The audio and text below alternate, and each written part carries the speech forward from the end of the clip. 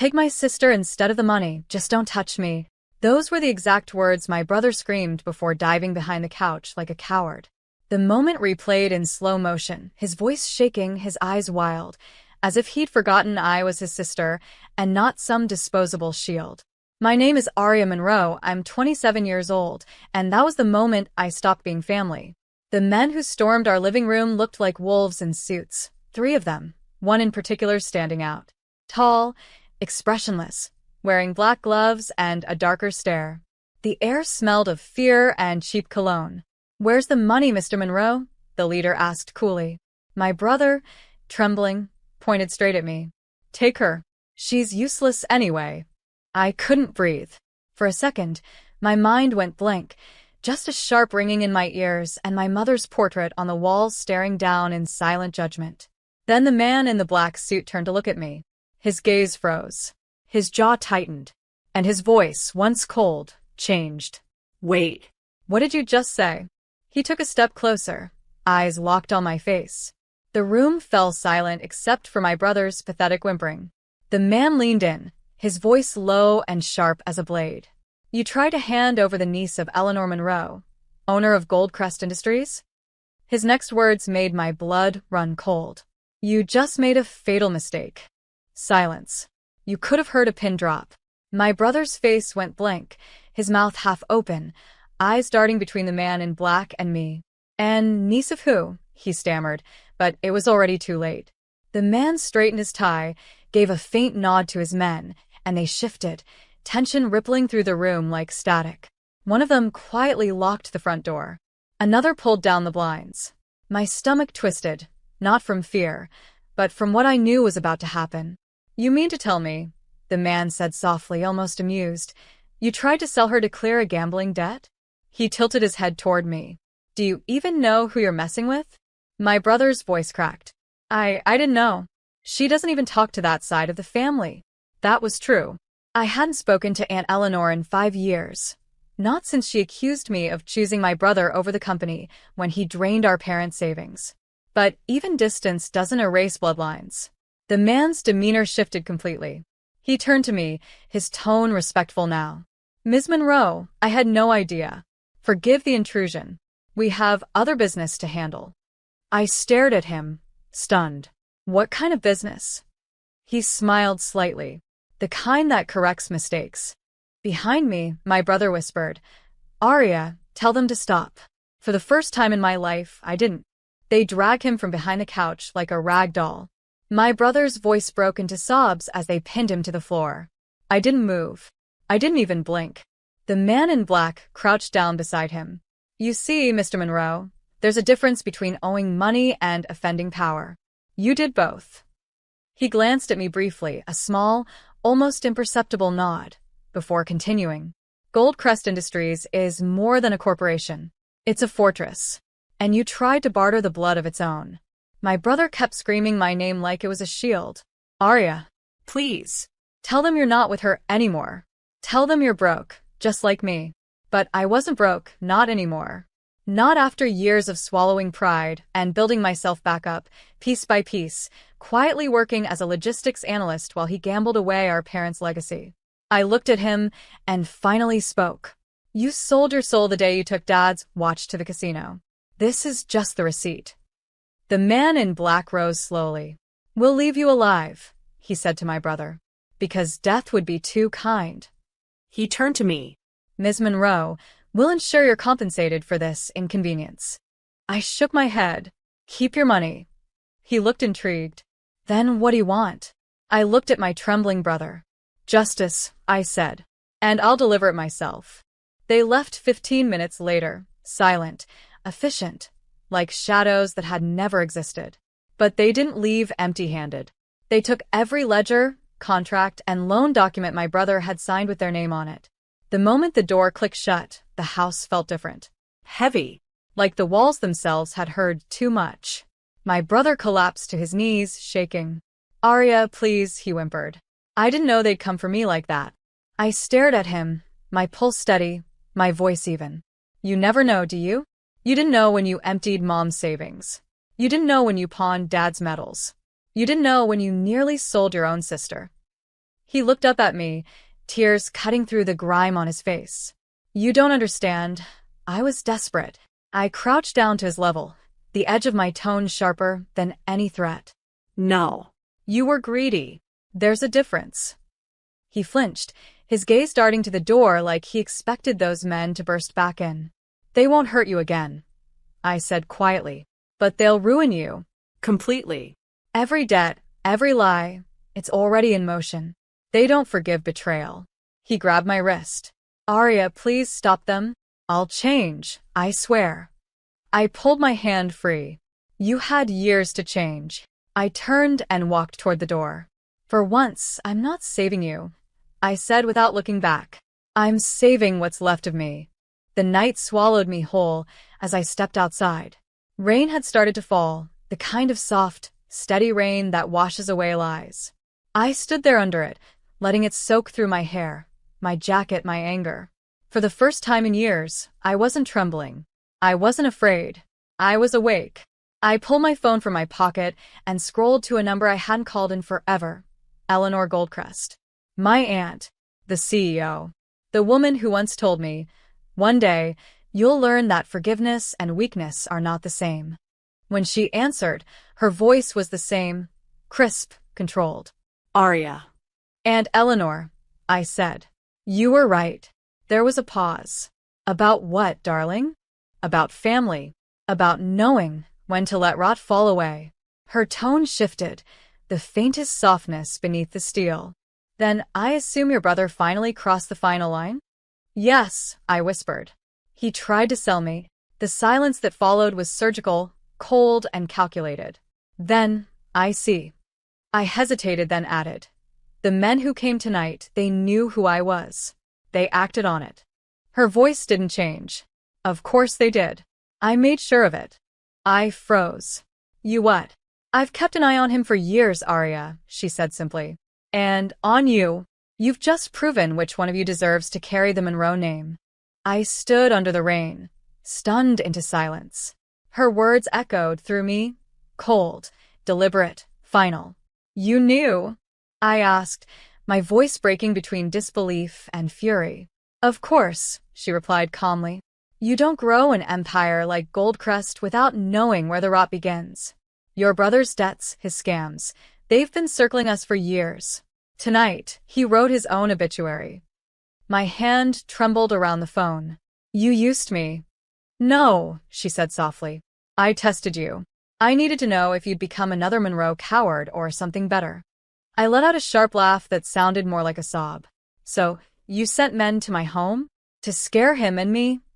To protect you, she corrected. And to remind him that family isn't a shield for corruption. It's a mirror. It reflects who you truly are. I sank down on the porch steps, my wet hair clinging to my face. So what now? I whispered. Now, she said, her voice shifting into something almost proud. You come home. I don't have a home. You do, she said. Goldcrest was built by your grandfather, not by me. It's your bloodline, too. You've earned your place back. But you'll have to take it. I looked through the rain toward the dim house behind me, where my brother's shadow moved through the blinds like a ghost. I will, I said. But not out of revenge. Out of survival. 3 days later, I stood in front of the glass tower of Goldcrest Industries. My reflection stared back at me, tired, determined, reborn. Inside, everything smelled of marble, power, and silence. I hadn't been here since my father's funeral. The same portraits lined the walls, my grandfather in his prime, and Eleanor younger but just as intimidating, and now an empty space waiting for the next generation. Eleanor was waiting in her office, surrounded by sunlight and expensive indifference. She looked up, a faint smile playing on her lips. You came. I nodded. You said it was time. She gestured for me to sit. Goldcrest doesn't run on mercy, Arya. It runs on precision and loyalty. You proved both. I met her gaze. You mean I proved I can walk away from blood? Her smile widened slightly. That's exactly what I mean. She slid a sleek folder across the desk. Your brother's accounts, assets, and the company's shares father left him. All frozen. I'm transferring them to you under trusteeship. You'll manage them until he qualifies for redemption if he ever does. I stared at the papers. So, I take everything? No, she said firmly. You reclaim what was stolen. Her words landed deep, sharp as truth. I took the pen, signed the documents, and felt the weight of an old life crumble. For the first time, I wasn't a victim of the Monroe legacy. I was the legacy. A week later, I returned to the small, broken house where everything had begun.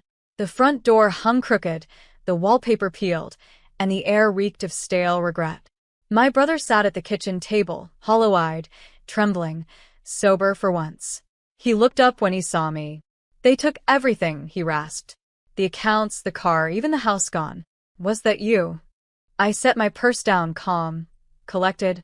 No, I said quietly. That was you. I just stopped saving you from the consequences. He gave a hollow laugh. You think you're better than me now?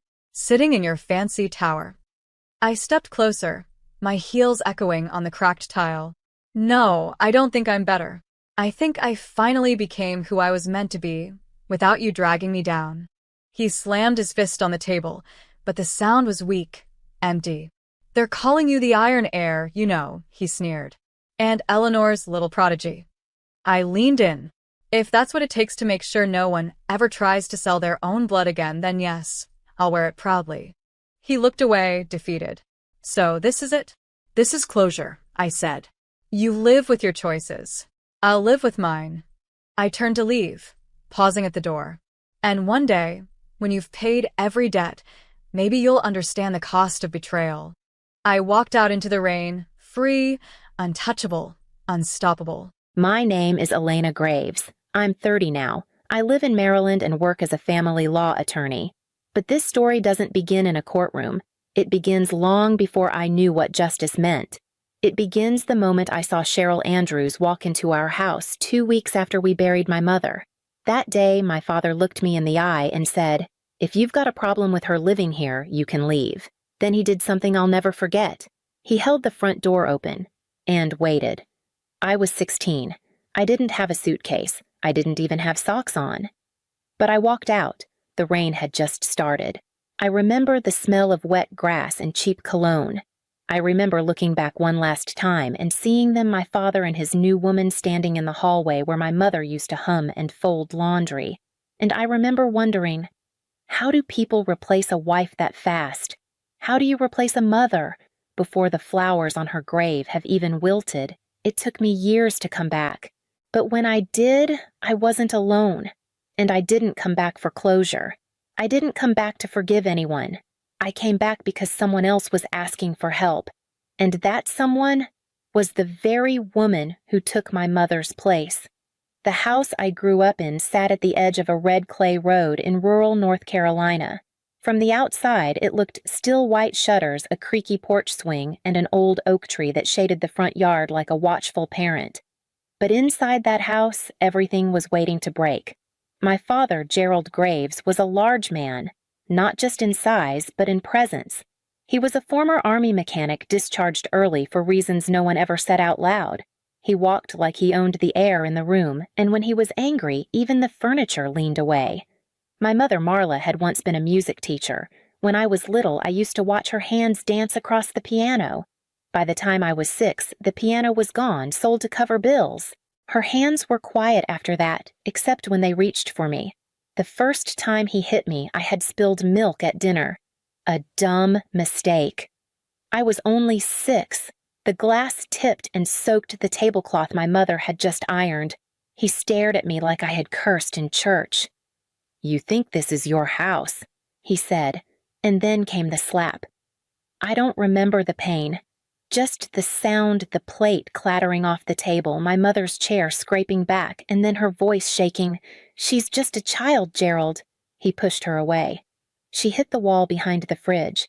She didn't cry. She only looked at me. That night, she sat beside me in bed, dabbing a cold washcloth on my cheek. Her voice was low when she said it. "Elena, sometimes people who are supposed to protect you don't know how." She wasn't making excuses. She was warning me. From that night on, I knew this was not a house with accidents.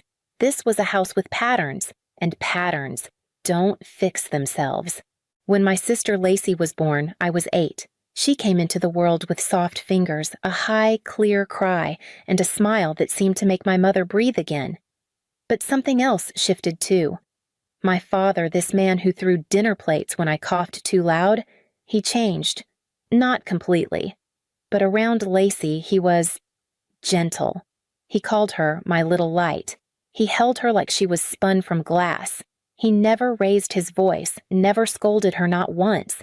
And for a while, I was grateful. I told myself, good. At least he won't ruin her the way he ruined Mom. Or me. But as the months passed, I began to disappear. It started with small things. If Lacey cried and I was in the room, he'd look at me first. If something broke, I was the one who should have been watching. One night, I accidentally knocked over her stuffed giraffe. It hit the floor, barely made a sound. She didn't even notice, but he did. He slapped me so hard, I stumbled into the hallway. You make your sister cry again, and you'll wish you hadn't. That night, I sat in the corner of my room holding the giraffe. I wasn't angry at Lacey. She was just a baby. But I remember thinking, what did she get that I didn't? What did I do wrong to be the one he couldn't love? My mother found me there sitting in the dark. She didn't ask what happened. She just held me and whispered, I love you both, but I know. It doesn't always feel like that. It didn't. And the older I got, the more it felt like I was just someone they had before they got it right. By the time I turned 14, my mother was fading. Not physically, she still cooked dinner, still packed Lacey's school lunches with a sticky note smile. But her spirit, it was thinning. She stopped humming, stopped wearing earrings, stopped sitting under the oak tree with me in the evening. I'd come home from school and find her sitting at the kitchen table staring into cold tea like it might finally say something comforting. Mom, I'd ask. She'd blink. Force a smile. I'm okay, Elena, just tired. But she was always tired. And when you live in a house like that, tired can mean something worse. The arguments between my parents got louder, sharper. They didn't fight about money anymore. They fought about someone else. A name I didn't recognize at first. Cheryl. You think I don't know, my mother shouted one night. You think I don't hear you whispering on the porch like some teenager. My father didn't deny it. He just rolled his eyes and went for another drink. That was the first time I saw my mother punch the wall. Her knuckles bruised the next morning, hidden under a dish towel. Later that week, I found a folded pamphlet in her drawer. It was from a local shelter. On the cover, Domestic Abuse, Know the Signs. That's when I started writing everything down. The dates he came home drunk, the bruises he left behind, the things he said when he thought no one was listening. I didn't know what I was building. Maybe I thought if I kept the truth somewhere safe, I could make it matter one day. But even then, I was starting to wonder if I was already too late. Because the look in my mother's eyes wasn't fear anymore. It was surrender. And surrender in a house like ours doesn't always mean giving up. Sometimes it means disappearing before someone else takes that choice from you. It happened on a Tuesday. October. Cloudy. The kind of day where nothing feels solid under your feet. I was late getting home from school, stayed back at the library to finish an essay. The house was quiet when I walked in. No TV, no pots clanging, no Lacey singing to her dolls. Just my father on the couch, staring at the wall, an empty bottle on the carpet. He looked at me like I was interrupting something. Your mother fell down the stairs, he said flatly. She's at the hospital, that was all. Not, she's hurt, not, we need to go. Just a headline, dry. Cold. What, how? I asked, stepping forward. His face tightened. She fell? He snapped, standing up. That's all, don't start. He shoved past me and reached for his coat. I need more whiskey. I ran, didn't even grab my bag. Just ran the 5 blocks to the emergency room. Lacey was sitting in the waiting area, legs swinging off a plastic chair, clutching her doll. Her eyes were red. When she saw me, she burst into tears. Mom won't wake up. A nurse led me in. My mother lay in the bed like a stranger, still pale, her arms covered in purplish bruises. But it was the mark along her neck that froze me. A faint line, like a thumbprint pressed too hard. The doctor said it was a catastrophic head injury. She must have fallen backward, hit the stairs wrong. They did everything they could. She didn't make it. I remember touching her hand. It was still warm, and in that moment, I thought if I stayed completely still, maybe I could keep her with me.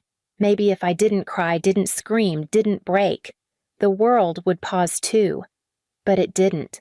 The funeral was held 4 days later. My father wore a wrinkled shirt and smelled like he hadn't bathed. He didn't cry, didn't speak to me or Lacey. The neighbors came, whispered. One of them hugged me too long and said, "If you ever need anything." But no one said what we all knew, that my mother hadn't just fallen, that someone pushed her maybe not with hands but with years of cruelty, and that whatever happened at the top of those stairs, it wasn't an accident. Not really. But I had no proof, only a notebook full of bruises no one wanted to read, and a little sister who still whispered Mom in her sleep. 2 weeks after the funeral, I walked into our house and smelled perfume, not the kind my mother used to wear. Hers was soft powdery like pressed lilacs. This was sharper, synthetic, cheap. Cheryl was in the kitchen, wearing my mother's apron, pouring iced tea like she'd lived there all along. My father stood next to her beer in hand belly resting on the counter like nothing had ever happened. He didn't look at me when he said it. "This is Cheryl. She'll be living here now." I stared at him, then at her. She smiled like someone who had already won something. "You can't be serious," I whispered. "Mom's only been gone." "You don't tell me what I can and can't do in my own house," he snapped. When I didn't move, he stepped closer. "If you've got a problem with her, you can get out." He opened the door and waited. No one yelled, no one cried, not even Lacey. She was in the living room, knees tucked to her chest, clutching her doll like it might protect her. I walked out with nothing but the clothes on my back and my school bag half zipped. No jacket, no toothbrush, no plan. Just the wind and that perfume clinging to my lungs. I didn't look back until I reached the sidewalk. And even then, the only thing I saw was the porch light flicking on like I'd never been part of that house to begin with. I spent that night under the metal awning of a closed gas station. It rained. I used my backpack as a pillow, and sometime around 3 a.m., I whispered to the dark sky, "I think he killed her." No one answered, but I wasn't expecting anyone to, because by then I already knew in that house some people were replaceable, and some people were just in the way. I spent the night on a park bench near the grocery store where I used to bag apples after school. My jacket was still hanging on the hook by the door I'd been shoved out of. I didn't sleep much, just stared at the sky and waited for morning like it owed me something. By dawn, my teeth were chattering and the knot in my stomach had turned to nausea.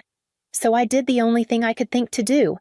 I walked to Tommy Sanders' house, my closest friend since 3rd grade. His mom, Mrs. Sanders, opened the door. Her eyes widened when she saw me, soaked, silent. 16. She didn't ask questions. She pulled me inside, gave me dry clothes from the laundry basket and a plate of eggs that I couldn't eat. Later, when I finally told her everything about my mother's death, the bruises, the woman in the kitchen, she just listened. She didn't gasp. Didn't say, "Are you sure?" She said, "Do you have any family?" I thought of Aunt Ruth, my mother's younger sister. They hadn't spoken often after Ruth moved to Maryland, but I remembered the way she cried at the funeral, the way she looked at my father like she saw through him. Mrs. Sanders handed me the phone. Ruth answered on the 2nd ring. "Elena." Her voice cracked before I said a word. I told her everything. When I finished, she didn't say, "Oh, honey," or "let me think." She said, "I'm coming to get you." 3 hours later, she pulled into the Sanders driveway in a silver Subaru with peeling bumper stickers and tear tracks on her cheeks. She opened the passenger door but didn't rush me. When I climbed in, she took my hand. "We'll figure it out," she said, "and we'll get Lacey. I promise you that." For the first time in days, I let myself exhale, because someone, just one person, had said what I'd been trying not to need. "You're not alone." It took me almost a month to go back, not because I didn't want to, but because I needed a plan and someone to stand beside me. That someone was Tom Aunt Ruth's husband. He was a retired firefighter with a soft voice and broad shoulders, the kind of man who didn't need to raise his voice to be heard. When I told him what had happened, what was still happening, he didn't hesitate. "We'll get her out," he said. "And if he lays a hand on you again, he'll answer to me." We drove down on a Saturday. Overcast skies, just like the day my mother died. My chest felt hollow, like my heart had forgotten how to stay inside me. We parked a block away from the house. Tom placed a hand on my shoulder. "If anything feels off, we leave." "Understood." I nodded, though every part of me was already pulling toward that front door. The house looked smaller than I remembered. Overgrown yard, shutters sagging. That same oak tree out front, its branches still stretching like arms that once held me. I knocked. Cheryl opened the door. Her smile vanished. "What are you doing here?" "I'm here for Lacey." She laughed. "She's not going anywhere." Then Gerald appeared behind her bottle in hand. He looked worse than before, grayer thinner, but his eyes still held that same old venom. "This is my house," he slurred. "You don't get to make demands."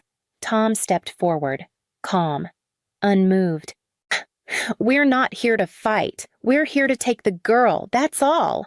I pushed past them and found Lacey in her room, sitting on the edge of her bed, hugging the same doll Mom had sewn years ago.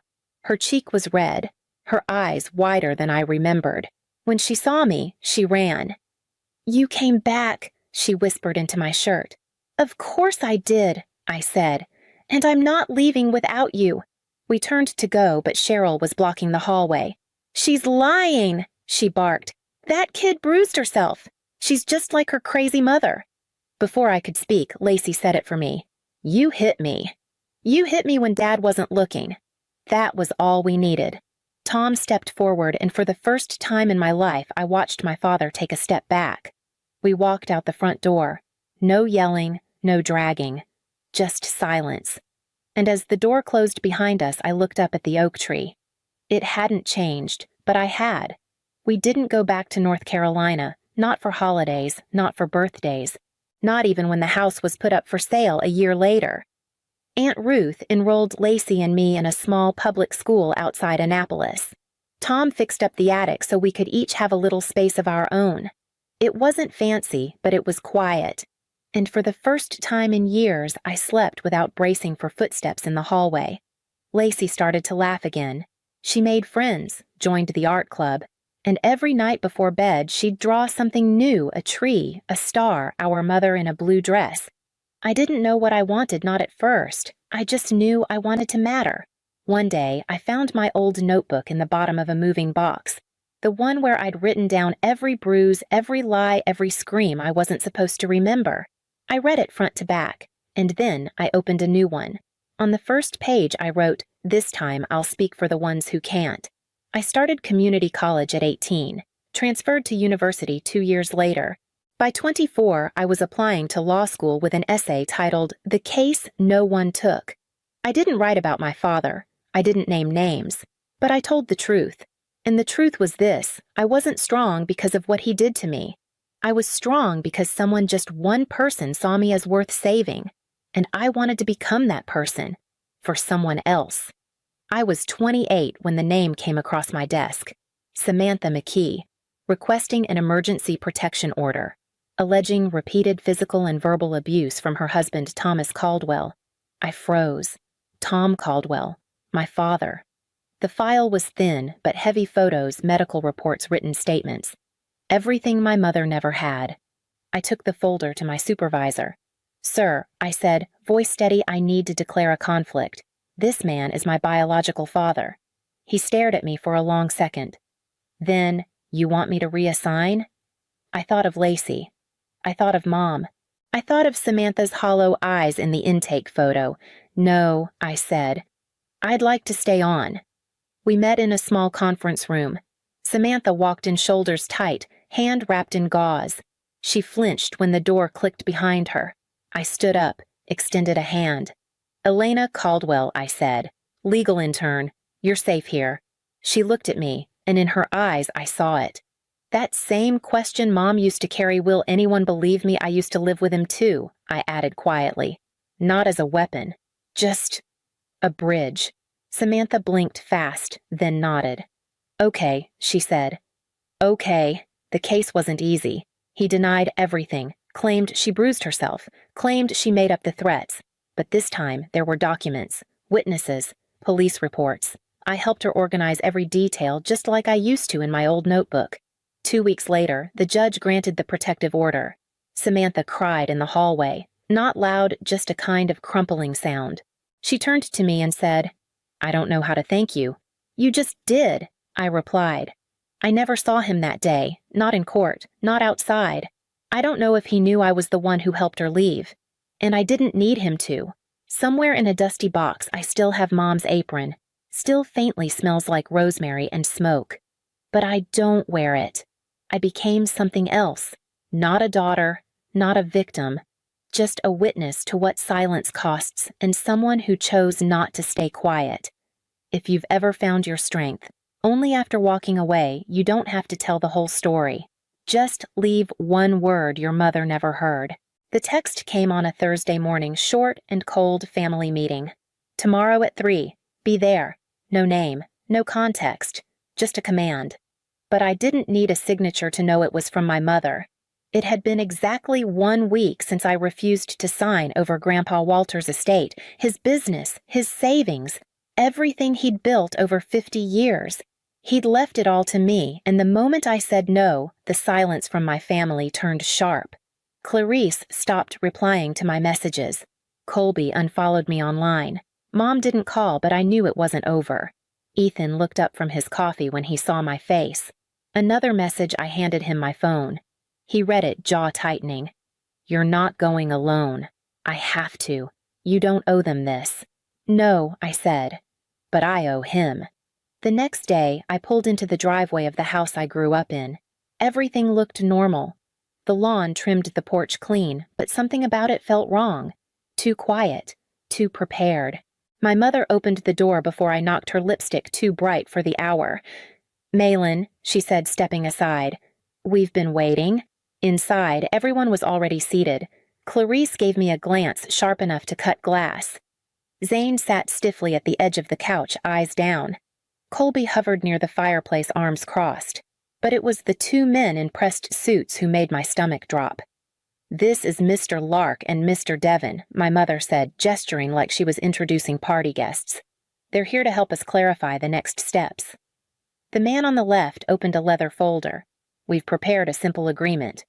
I didn't sit. I didn't reach for the pen. I just looked at my mother and asked, "What kind of meeting is this exactly?" She smiled the same way she used to when she knew something I didn't, just before she used it against me. Before anyone wanted the money, they wanted the man who built it. Or, at least, the image of him. To them, Grandpa Walter was a symbol of obligation, of expected reward. To me, he was something else entirely. I was 8, the first time he let me sit behind the counter at his flagship store, watching him count change and shake hands like every customer was family. At 10, I was labeling boxes. At 13, I was reviewing inventory sheets while other kids were at soccer practice. He never said I had to, he just left the papers near me like he already knew I'd be curious enough to care. At home, it was chaos under crystal chandeliers. Patrice rotated credit cards the way people rotated throw pillows. Colby pretended not to notice so long as there was steak in the fridge and a bottle on the bar. Rachel, back then still Clarice, learned to perform concern when it got her what she wanted. I was the quiet one, the boring one, the one who didn't ask for much. Grandpa used to say money doesn't change people. It shows you who they already were. I didn't understand that until the argument started. Screaming behind closed doors about misplaced checks, delayed transfers, ungrateful daughters. I never saw a bill get paid on time, but I saw a new designer bag on Mom's arm every other weekend. The year we were supposedly behind on the mortgage, she threw herself a birthday party with a string quartet and catered sushi. Grandpa showed up late, sat in the back, and left early. I noticed. So did she. When it came time for college, he offered to pay my tuition. But somehow, the money vanished into something urgent. Medical bills, she said. Renovations. A crisis with Rachel. I took out loans. He slipped me envelopes with small notes. "Don't tell your mother. Use this for books." By the time he got sick, I had a job in finance and a growing understanding that no amount of loyalty would ever make them see me as anything but an outsider. Still, I stayed close. I listened when he vented. I helped him organize his files. And the week before he passed, when he looked me in the eye and said, "I've made my decision. Don't let them scare you out of it," I finally understood who he'd been preparing me to stand against. The air inside Mr. Holloway's office was stiff with formality. I sat across from the man who'd managed my grandfather's legal affairs for over a decade, flanked by family who suddenly felt like strangers. Clarice dabbed at dry eyes with a tissue she didn't need. Patrice wore sunglasses indoors. Zane sat quietly at the edge of the leather sofa, his shoulders tight. Mr. Holloway began with the usual formalities: donations to Grandpa's church, a small bequest to his housekeeper, an antique rifle to his childhood best friend. Clarice received a watch, Patrice a few paintings. Then came the part none of us were ready for. To my granddaughter, Malin Carter, he read I leave the remainder of my estate, including all business holdings, investment accounts, real property, and personal effects not otherwise designated. Clarice's gasp was instant. Patrice stiffened, then leaned forward. "Excuse me." "It's correct," Holloway replied. "Mr. Matthews made these changes 8 months before his passing. He was of sound mind, and it was properly witnessed." "You manipulated him," Clarice snapped at me. "You spent time alone with him for this. I didn't ask for this," I said, but it didn't matter. Patrice stood slowly, sunglasses now in her hand. "We'll challenge it." Zane still hadn't said a word. Outside, as I reached my car, Patrice followed. "This doesn't have to be ugly," she said softly. "If you transfer it all to me, I'll make sure everyone gets what they deserve." I stared at her, stunned by how fast she'd switched from furious to gentle. "I need time," I said. She smiled, but it didn't reach her eyes. "Just remember, he was my father, not yours to keep." I turned the key in the ignition, trying to remember if she'd ever used the word please. It started with a voicemail from Colby. "You know this isn't what your grandfather would have wanted," he said, like he'd ever sat through a full dinner without checking his bank app. Then came a Facebook post from Clarice, vague enough to avoid legal trouble, pointed enough that people in our hometown knew exactly who she meant. Some people care more about power than family. Greed wears a nice blazer these days. I ignored it at first. Deleted messages, turned off comments, told myself it would pass. But it didn't. It escalated. Patrice's church friends started calling. One left me a voicemail quoting Proverbs. Another sent a group email about honoring one's parents with a thinly veiled note about daughters who forget where they come from. A coworker pulled me aside after lunch and said gently, "Your mom called the office." Again. My boss eventually told reception not to forward any more personal calls. I nodded in thanks, but my hands were still shaking when I went back to my desk. Clarice texted at 2 a.m. "One night, I hope you're proud. Zane won't even look Mom in the eye." 2 minutes later, another message, "You broke this family." I didn't respond. Then Zane showed up at my apartment. He looked smaller than I remembered. Not physically, he was taller than me now, but folded into himself like someone bracing for fallout. I opened the door and stepped aside without saying a word. He sat on the couch, elbows on knees. "I don't want the money," he said quietly. "I just wanted to say that." I nodded. "I know." He looked around like the silence made him nervous. "Mom's not okay. Like she's spiraling. Clarice is fanning it. Colby's pouring drinks by 3 p.m. You should know. She's planning something. I don't know what, but she won't let this go." I swallowed the weight sitting in my chest. "Thanks for telling me." He stood halfway to the door. "I didn't say anything to them about coming here." "Smart." He turned back. "Are you okay?" I didn't answer. Not because I didn't want to, but because I wasn't sure how to explain the kind of tired that follows you even into your dreams. After he left, I sat in the dark, unread messages, still lighting up my phone. I didn't open them.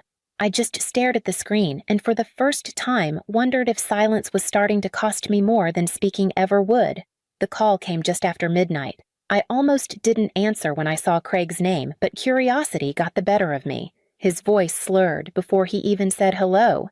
"You think you're better than us." He muttered background noise of a television too loud behind him. Little Miss MBA with her inheritance. Craig, it's late. You think we didn't see this coming? He cut in. You think we didn't have plans? My throat tightened. What plans? He laughed sharp and bitter. The Naples house for starters. Deposit's been down since April. Colby's been dreaming about that beach view for years. April? I asked, stunned. Grandpa didn't even die until June. Exactly, he snapped like I was the slow one. The man was on borrowed time. We just got a little ahead of the curve. I didn't speak. I couldn't. My hands were cold. You're not family anymore, he added, voice hardening. You're a barrier, and barriers get handled. He hung up. I didn't cry at first. I sat on the couch holding the phone like it might start talking again. Then, something inside me cracked open, and the sobs came in waves, deep, guttural, humiliating. That's how Ethan found me. He used his spare key when I didn't respond to a single text. No questions, no judgment. He just wrapped a blanket around me and sat there, letting me fall apart. You can't keep absorbing this alone, he said when I finally calmed down. You need someone in your corner who knows what they're doing. The next day, he introduced me to Samantha Reed, a sharp, composed attorney with a quiet voice and eyes that missed nothing.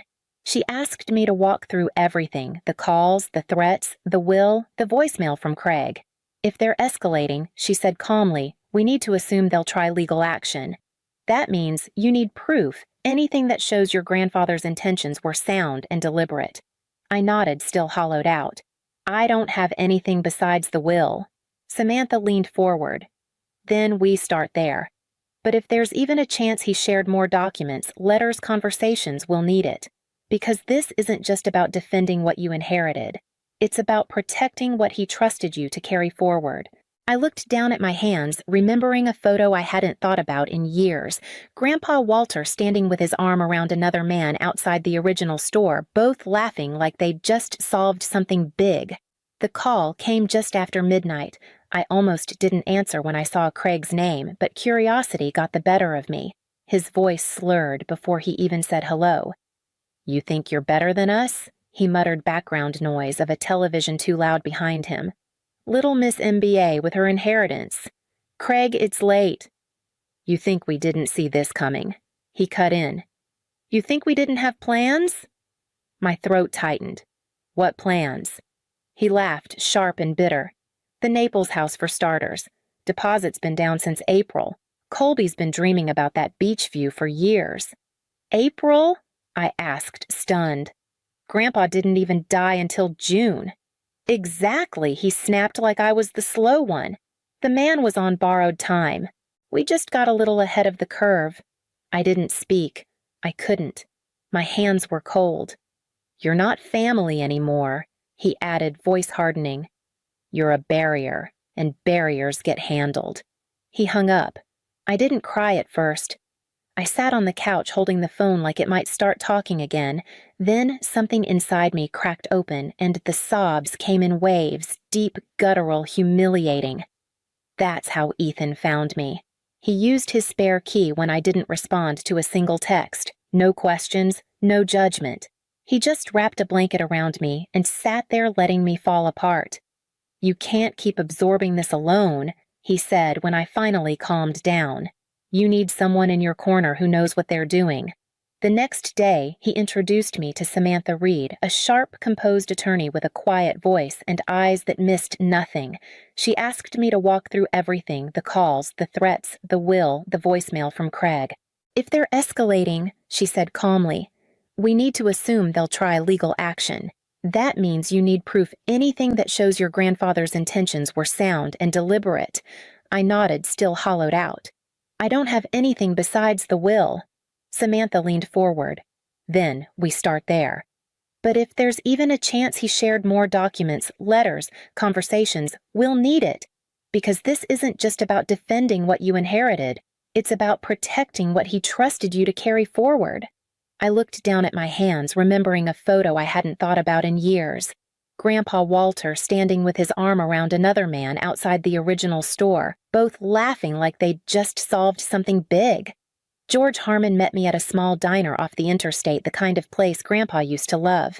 He stood when I walked in, still strong despite his age, and wrapped me in a hug that knocked the air from my chest. "You look like him," he said quietly.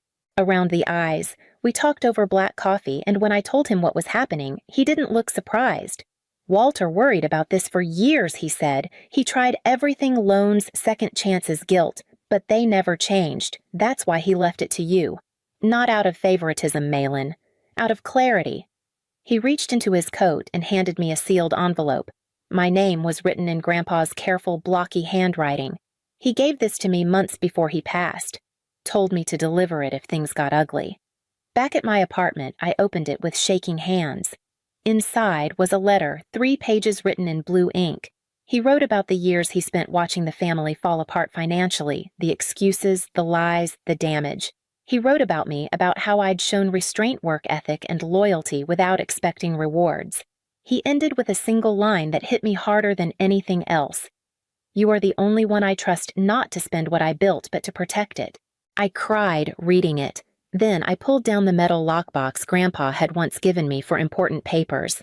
I'd never thought much of it before. Inside, tucked between insurance forms and old deeds, was a leather-bound journal. Every loan, every gift, every broken promise.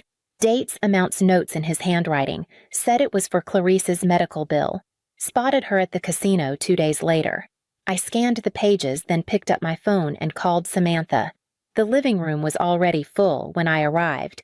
Clarice, stiff on the couch, Colby pacing Zane in the corner with his arms folded tight across his chest. 2 men I didn't recognize stood near the fireplace with folders in hand. My mother greeted me with the kind of smile that always meant danger. "These gentlemen are here to help formalize a redistribution of the estate," she said sweetly. "To keep things civil." They presented it like a compromise, 20% for me, the rest shared among the family. I didn't touch the pen they offered. Instead, I reached into my bag and laid down my own set of documents. Receipts, emails, the letter from Grandpa, a copy of the will, and a USB with Craig's drunken voicemail. I read aloud from Grandpa's journal, quoting line after line he'd written with weary honesty. Patrice shifted in her seat. Clarice flushed and looked away. "And this," I said last, "is a recording of Craig admitting you were already spending the money before Grandpa passed, including a deposit on a house in Naples." Colby swore under his breath. The room turned still. Then Zane stood. "She's telling the truth," he said, voice steady. "I've seen Mom spiral. I've seen how she talks when she thinks no one's listening. I'm done pretending this is about fairness." Clarice started to protest, but Zane shook his head. "You've all lied for years. She's the only one who never took anything." I looked at him stunned. He nodded once like he meant it. My mother opened her mouth, but Samantha walked in from the hallway before she could speak. "I'm Ms. Carter's legal counsel," she said clearly, "and I advise everyone here to reconsider their next move carefully." I turned back to the table and pushed the unsigned papers across it. Zane moved in the following week with 1 duffel bag and a silence I didn't press. We didn't talk much the first few days, but he unloaded boxes at the hardware office without being asked and listened carefully during meetings with Grandpa's old managers. When I handed him a set of keys to the store, he just nodded and pocketed them like it was always meant to happen. We updated the business model, slowly kept the bones modernized the rest. I watched Zane light up as he learned the inventory system, quoting something Grandpa once said about knowing your bolts like your books. He didn't call it healing, but that's what it felt like. Rachel reached out a month later. Not for money, just coffee. She apologized, said she'd believed our mother's version of things too easily. I didn't forgive her outright, but I didn't shut her out either. Some bridges are worth repairing even if you walk across them slowly. With Samantha's help, I set up a foundation in Grandpa's name grants for young tradespeople with no safety net, the kind of thing he would have loved. For the first time since he died, the weight of the inheritance felt less like a burden and more like a blueprint. The message came late at night. Just 1 word, truce. I stared at it for a long time before replying. We met at a small cafe near the outskirts of town. She looked thinner, older, like the storm had finally slowed her down. Craig was gone. She mentioned it casually, like she was still learning how to say it out loud. Therapy, too, a few sessions in. No grand apology, no rehashing of the will. just fragments of honesty cautiously laid on the table. I didn't know how to stop, she admitted, eyes fixed on her coffee. I thought if I lost control, I'd disappear. I didn't argue. I didn't comfort. I just listened. For once, it didn't feel like surrendering to her story. It felt like choosing my own. When we stood to leave, she reached out first, not for reconciliation, but for acknowledgement, and I let her hand rest briefly in mine.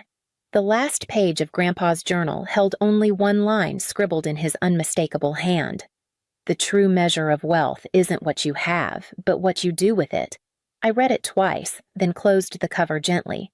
Zane's finishing his first year of business classes and already talking about opening a second location. Rachel volunteers twice a week at the women's shelter and brings me articles about trauma-informed finance like we're slowly learning a new language together. I said yes to Ethan last month.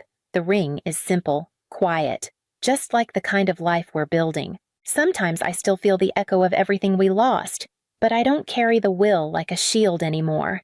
I carry it like a map, because Grandpa didn't just give me his legacy, he trusted me to grow it. And now, I finally trust myself to pass it on.